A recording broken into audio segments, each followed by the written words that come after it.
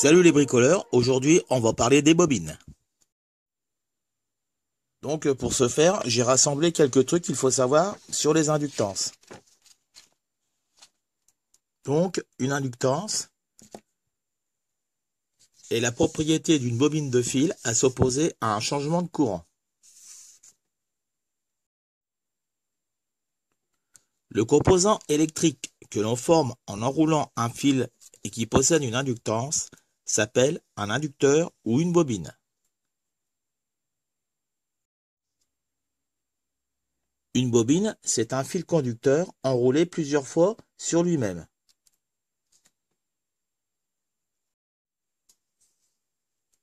Le courant qui traverse l'enroulement produit un champ électromagnétique.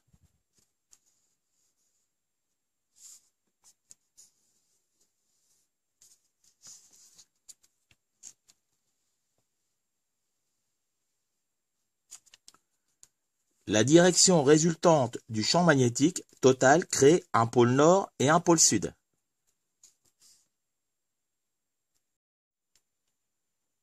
On peut faire l'expérience avec une bobine, une pile et une boussole.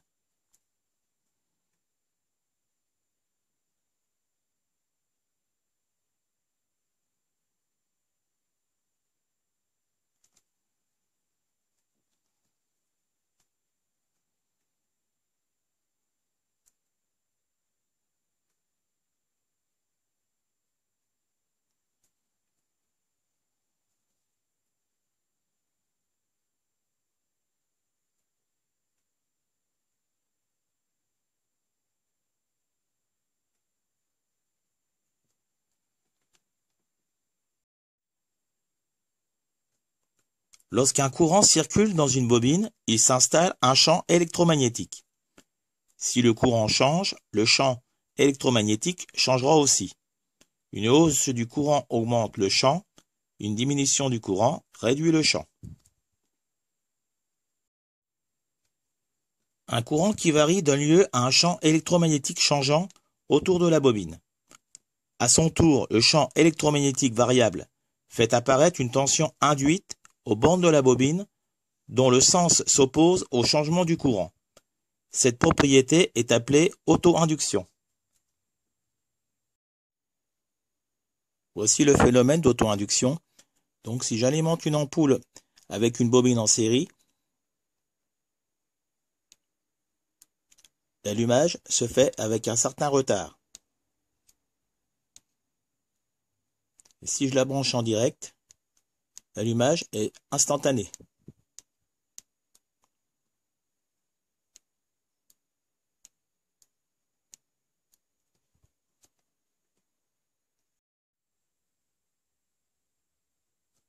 Le Henry, symbole H, est l'unité de base de l'inductance.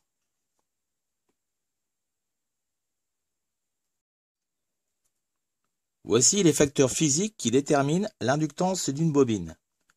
La longueur, l'aire de section transversale, le matériau du noyau et le nombre de spires.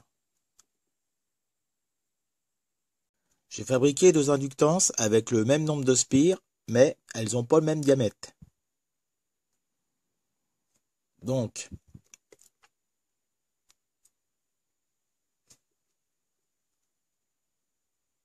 celle-ci fait 2,3 microhenry.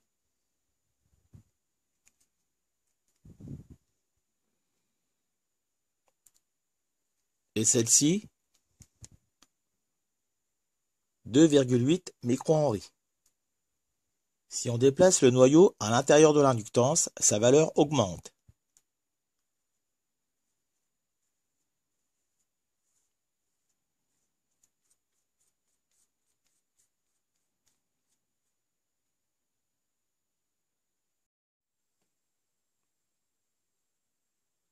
La loi de Faraday. Faraday a découvert qu'en déplaçant un aimant à l'intérieur d'une bobine, il y avait induction d'une tension aux bandes de la bobine. Plus on déplace l'aimant rapidement, et plus la tension induite est grande.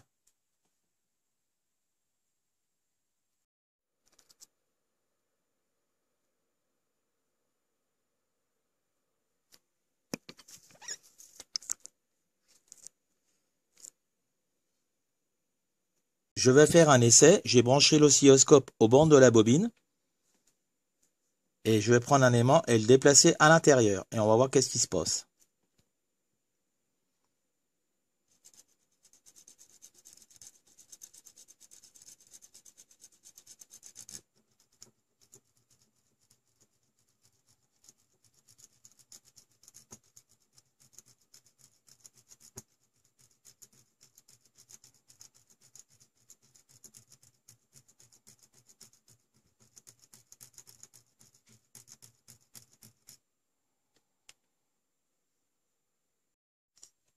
Le flux magnétique créé par une bobine. Le flux, c'est en Weber. C'est l'inductance en Henry multipliée par l'intensité en ampères.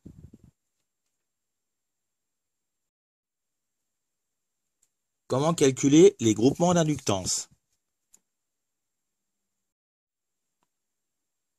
Un exemple pour 3 inductances en série, l'inductance totale est égale à L1 plus L2 plus L3.